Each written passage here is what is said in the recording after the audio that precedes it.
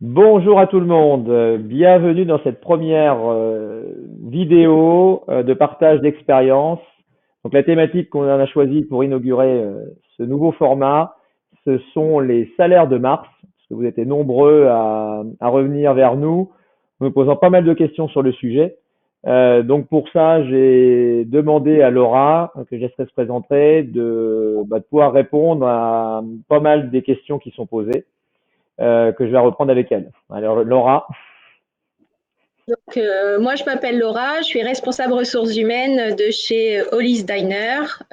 Et donc, je vais partager mon expérience sur le mois de mars, compte tenu des événements récents. Ouais, merci, Laura. Alors, déjà, première partie, normalement qui doit être actée à peu près chez tout le monde. Comment s'est passée la mise en place, en l'occurrence, de l'activité partielle suite à l'annonce que l'on connaît du 14 mars? Donc nous, le lundi matin, en arrivant, on a décidé d'agir tout de suite et de demander nos codes auprès de la directe pour pouvoir saisir nos demandes d'activité partielle. On a eu la chance de le faire assez rapidement et du coup de pouvoir obtenir sous 48 heures nos codes et nos identifiants, sauf pour un établissement sur lequel on a un petit peu tardé et pour lequel on a rencontré les difficultés que l'ensemble des adhérents a dû rencontrer, le fait de mettre beaucoup de temps avant d'obtenir les fameux codes qui nous permettent derrière de saisir nos demandes d'autorisation de chômage partiel. Alors justement, j'ai un message qui est arrivé il y a pas plus tard qu'il y a 2 minutes de la gestionnaire de paie d'un adhérent qui n'avait pas les codes jusqu'à ce matin. Donc ne vous inquiétez pas trop, c'est parce qu'elle m'avait dit que ça faisait 15 jours qu'elle attendait ses codes, donc elle les a reçus. Par contre, elle me pose la question de quel motif il faut indiquer sur la demande. Alors, il y a un petit onglet où il y a bien marqué coronavirus dans le motif de la demande. Il faut qu'elle descende et il y a l'onglet coronavirus et il nous demande après quelques explications. Donc moi, pour nos restaurants, j'ai mis compte tenu de la fermeture et du décret de fermeture donc du 14 mars, Oui. l'ensemble de nos salariés étaient placés en chômage partiel. Voilà, donc bien précisé, nous on a eu le cas sur un de nos hôtels en l'occurrence, où la demande au départ avait été rejetée parce qu'on avait mis problème économique. Donc il y a bien une case spécifique, hein, coronavirus, hein. Donc de ne pas Oui, il y faire a bien une l'erreur case. sur le choix. Et moi, c'est pareil, j'ai eu une fois un rejet parce que au départ, quand j'avais saisi mes demandes, j'avais été au-delà du 30 juin. Et aujourd'hui, ils nous demandent bien de saisir des demandes jusqu'au 30 juin et de refaire des demandes derrière si c'est voué à être poursuivi. Donc ça faisait aussi partie des questions. Donc pour l'instant, on va dire le chômage partiel, les autorisations demandées ne sont valables, enfin, sont valables jusqu'au 30 juin. C'est ça. Est-ce qu'il y a un quota? C'était aussi une des questions que j'avais eues. Est-ce que, en projetant l'avenir qu'on ne connaît pas encore, est-ce qu'il y a un quota d'heures où c'est, à votre connaissance, libre compte tenu du contexte? Bah, pour moi, aujourd'hui, c'est assez libre. Enfin, il y a un quota de 1000 heures par salarié par an de mémoire, mais on est loin d'atteindre ce quota pour le moment, D'accord. effectivement. Donc À c'est bien un voir quota la suite. théoriquement, réglementairement, c'est 1000 heures par an par salarié. C'est ça. Ouais. Donc effectivement, ça fait quand même une période assez longue qui pourrait être chômage. Mm. Après, donc, une fois que la démarche, on va dire, pour l'instant, d'activer le chômage partiel est faite, que les codes sont reçus, que le motif est noté, donc il y a un retour de validation, si ma mémoire est bonne. Mm. C'est Euh, ça. On le mail système est prêt. avec un fichier PDF qui est joint au mail. Enfin, dans le fichier, on a l'acceptation. Et sous 48 heures, enfin, sous 2 jours calendaires, si on n'a pas de retour, on a une autorisation tacite qui nous arrive par mail. Dans tous les cas, après une demande d'autorisation, on a un retour écrit de la part de la directe. Et sur le document, il me semble également qu'il faut le conserver parce qu'il y a des codes sur le bas En du bas, document.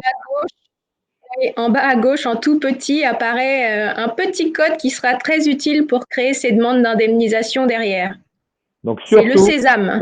ouais, surtout conserver le document. Et surtout, le code, si vous le cherchez, il est en bas à gauche du document qui arrive suite à la demande et la validation de la demande.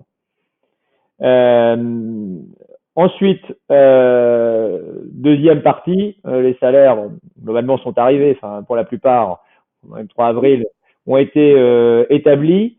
Pour la première partie du mois, enfin, jusqu'au 14, salaire normal avec les heures, avec les repas, avec enfin, tout ce qui était à la normalité d'un salaire.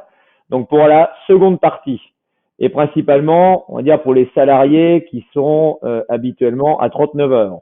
Parce que ceux à 35 heures, il n'y a pas de sujet particulier de calcul du taux horaire. Donc les salariés à 39 heures, c'était, on va dire, un peu le flou ces derniers temps. On est d'accord. Quelle est la méthode réglementaire, en l'occurrence, du calcul?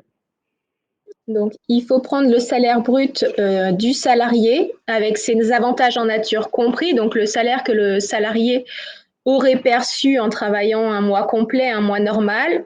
On le divise par 151h67 et pas 169 heures. Hein, bien attention, 151h67, donc 35 heures par semaine. On obtient un taux horaire qu'il faut multiplier par 70% et qu'on remultiplie par 151h67 pour un mois complet chômé.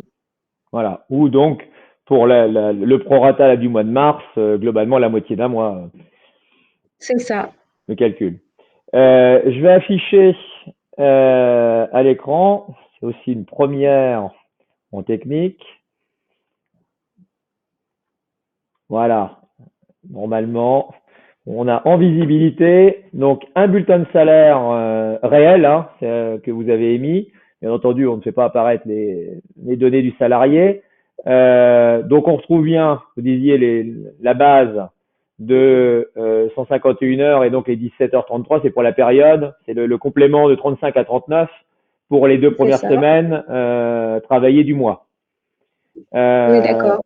Donc ensuite, donc l'activité temps partiel, donc qu'on retrouve du 15 ici. au 31 mars. Donc c'était bien la période du mois. Donc c'est bien donc les 84 heures. Donc le taux ici, donc c'est ce qui fait votre partie pour la partie 35 heures et donc la partie 39 heures. C'est ça. Donc qui fait le taux moyen que vous avez défini tout à l'heure. L'avantage des repas donc pris. C'est ça. Donc ça c'est pour la période du 1er au 14 mars. D'accord. Et donc ensuite on retrouve donc sur la partie du bas du bulletin, donc on retrouve bien donc les éléments dont on a parlé tout à l'heure, qui sont 84 heures d'indemnité d'activité partielle avec notre taux horaire, ce qui donne 702,70 €. Donc c'est 702. Pardon. Ouais, pardon, je vous ai coupé. Donc c'est 702,70 parce que c'est quand même dans les questions principales, aussi bien pour les salariés, mais aussi pour les adhérents. C'est le montant que l'adhérent va être remboursé? C'est ça. Voilà, donc, c'est bien ce montant-là que vous allez vous déclarer sur le site et récupérer. C'est ça. Donc, c'est 30% de moins que le salaire théorique du collaborateur, enfin brut du collaborateur. Parce que dans les questions. Sauf qu'effectivement, ce montant-là, il est soumis qu'à CSG, CRDS, donc ce qui limite les charges et ce qui augmente donc le net à payer du collaborateur. Oui, parce que ça va être, je pense, les premières questions que tout le monde risque d'avoir, c'est être en mesure d'expliquer le bulletin de salaire. Vous avez eu déjà, dans tous les restaurants, des retours de collaborateurs qui demandaient des explications ou pas? Moi, les principaux appels que j'ai eu des salariés, c'était de pouvoir leur faire des simulations, des estimations de bulletins de paye et du mois de mars et surtout du mois d'avril, parce qu'ils ont quand même compris qu'au mois de mars, ils avaient travaillé 2 semaines complètes, donc ça allait gonfler leur salaire, et ils s'inquiétaient surtout pour le mois d'avril, à savoir combien ils allaient gagner en net sur leur compte. Donc, si on prend ce salarié-là, c'est relativement simple. Il va toucher 2 fois 1700, 1400 € à peu près. Sur un mois complètement non travaillé, ça sera 702,70 fois 2 à peu près. À peu près, oui, c'est ça. Et par exemple, ce salarié-là, alors c'est peut-être, on n'a pas préparé hein, les questions, aurait touché, vous avez une idée de ce qu'il aurait logiquement touché s'il avait Au travaillé mois de normalement? mars, au mois de mars, pour un mois complet, avec tous ces avantages, enfin, l'ensemble des avantages en nature, son salaire, ça aurait été de mémoire 1340 euros, quelque chose comme ça, en net à payer avant impôt. Il n'a pas d'impôt celui-là. Donc là, il a donc 1340, il y a 60 euros Il dans le paye calcul salaire. 60 euros, ouais. Donc ça veut dire pour le mois prochain, il perdra 120 euros. Approximativement, ouais, c'est ça. Voilà. La part entre approximativement entre un mois travaillé avec ses avantages et un mois non travaillé, mais à la fois sans avoir aucun frais de déplacement. Je pense que ça fait partie aussi des sujets à expliquer aux collaborateurs. Certes, il y a une baisse de revenus, mais il y a également aucun frais de déplacement quelconque pendant cette période. Donc alors c'est peut-être un raccourci, mais la perte n'est pas totalement, enfin, si net que ça pour un collaborateur, si on intègre tout, le coût d'aller au travail qu'il n'a pas aujourd'hui. C'est ça. Je vais refermer pour retrouver l'écran. Alors j'essaye. Hein. Voilà. La démarche ensuite, donc on revient, les codes d'accès, enfin l'ouverture de tout le process, surtout le document qui permet d'avoir ce fameux petit code nécessaire donc aux suites de la démarche. Donc là, une fois que vous avez mis les bulletins de salaire, donc qu'est-ce que vous avez fait par la suite? Donc, on retourne sur le site de demande d'indemnisation. Donc, on crée une demande d'indemnisation. On saisit ce petit code qui apparaît en bas à gauche du document et on arrive sur une fenêtre où du coup, on va aller saisir l'ensemble de nos salariés. Donc là, c'est nominatif, nom, prénom, numéro de sécurité sociale, la catégorie socio-professionnelle et la durée du contrat et surtout le taux brut, donc le taux brut qui va servir de base pour le remboursement de la part de la directe. Alors, je remets, du coup, je joue avec les écrans pour reprendre notre exemple. Donc, dans le cas présent, du fameux salarié là qu'on avait tout à l'heure, Le donc taux le horaire taux brut, renseigné va être 8,36,54 €. Enfin, donc 8,36 parce que sur le site de la directe, ils autorisent que 2 chiffres après la virgule. Donc là, vous avez déclaré 84 heures à 8, 36, 50. C'est ça, sachant qu'on peut déclarer que semaine par semaine. Moi, dans les 84 heures, c'était donc les 2 semaines complètes, donc 35 plus 35, et j'ai inclus dedans le lundi et le mardi de la fin du mois, donc lundi 30 et mardi 31. Mais aujourd'hui, sur nos demandes d'indemnisation, on ne peut pas saisir cette semaine vu qu'elle est à cheval sur le mois de mars et sur le mois d'avril. Donc, on pourra demander l'indemnisation seulement le mois prochain. Donc, il faudra penser le mois prochain à reprendre le mois d'avril, plus les deux fois 7 heures, enfin 8 heures, qui n'ont pas été demandées là, hein, qui n'ont pas pu être saisies là. C'est ça.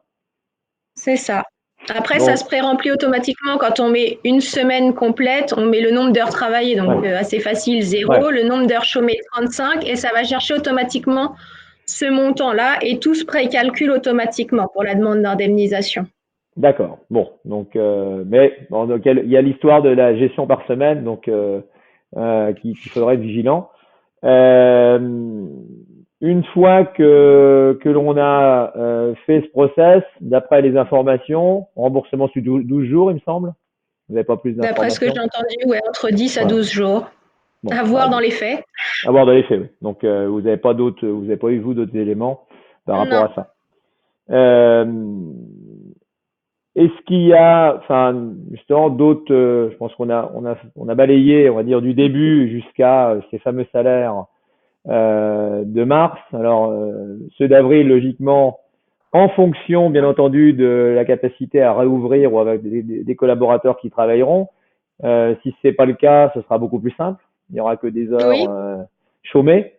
c'est ça. Euh, donc, on vous Et on aura été réinterrogera. rodé, tous les décrets seront Ouais. parus, donc on sera, entre guillemets, ce sera beaucoup plus simple, je pense, en termes de gestion. Oui, parce que là, ça a été quand même un petit peu compliqué entre les sites qui buguaient et qui bug encore. Hein, l'exemple de l'adhérente qui a reçu que ce matin. Donc en tout cas, faut pas s'inquiéter particulièrement par rapport au code, sauf que tant qu'on n'a pas saisi, on n'est pas remboursé. C'est ça. Bon. C'est le code, c'est le sésame. Tant qu'on ne l'a pas, on peut rien faire derrière. Donc, on est tenu par ça. Et pour ma part, pour l'établissement pour lequel je n'avais pas fait la demande dès le départ, j'ai appelé plusieurs fois le service technique, envoyé des mails sans succès. Le code, il est arrivé du jour au lendemain, comme ça. Donc, je pense qu'il faut juste être patient. Bon. Donc on a le temps malheureusement, alors pas forcément au niveau économique, hein. Non, Euh, c'est dernier sujet qui est aussi pour ajuster nous notre communication, donc qui a été rajouté dans les questions, c'est est-ce que les infos qu'on vous a passées, Baresto, enfin, ont été utiles? Est-ce que il y a une forme, on inaugure ensemble quelque part une nouvelle forme? Est-ce qu'il y a quelque chose à nous dire, à ajouter, je dirais pour améliorer encore l'efficacité de la communication?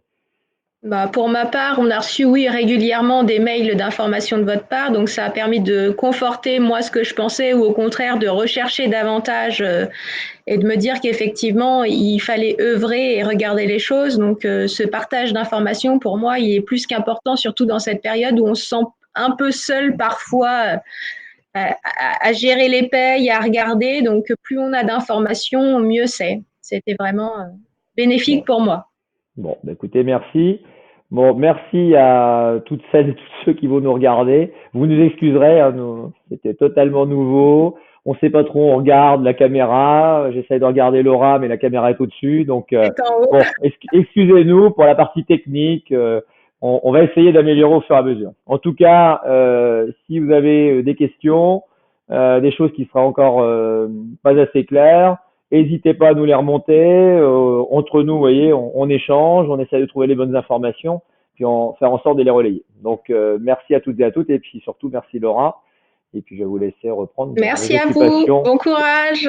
Allez, à bientôt. Merci.